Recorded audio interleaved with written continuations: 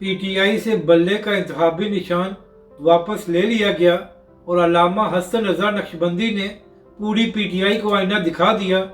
इस वीडियो में हम इसी के मुतालिक बात करेंगे। बिस्मिल्लाहिर्रहमानिर्रहीम। अस्सलामु अलैकुम। नाज़रीन कराम, इलेक्शन कमीशन ने पीटीआई से बल्ले का इंतखाबी निशान वापस ले लिया था। इसके बाद पीटीआई की जानिब से पेशावर हाई कोर्ट में इलेक्शन कमीशन के फैसले को चैलेंज किया गया। तो नाज़रीन कराम, पेशावर हाई कोर्ट ने इलेक्शन कमीशन के फैसले को मुअत्तल करके पीटीआई को बल्ले का इंतखाबी निशान वापस दे दिया था।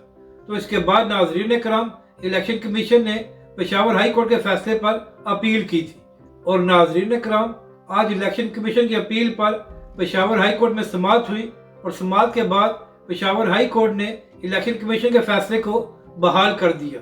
यानी कि नाज़रीन कराम, एक बार फिर पीटीआई से बल्ले का इंतखाबी निशान वापस ले लिया गया है। तो इसी हवाले से तहरीक लब्बैक पाकिस्तान के अहम रहनुमा अल्लामा हसन रज़ा नक्शबंदी साहब का एक बयान सामने आया है।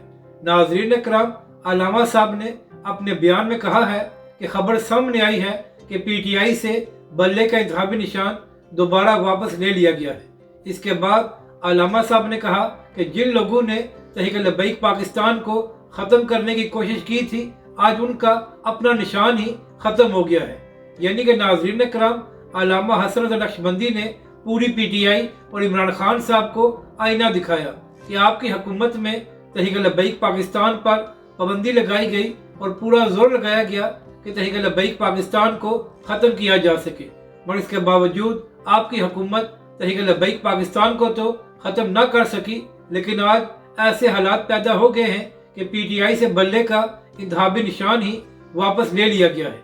यानी कि नाज़रीन कराम, इमरान खान की हुकूमत में तहरीक लब्बैक के सरबरा हाफिज साद रिजवी को 8 महीने जेल में रखा गया और आज हालत ये है कि पिछले 5 महीनों से इमरान खान साहब खुद जेल में हैं और उनकी जमानत नहीं हो रही।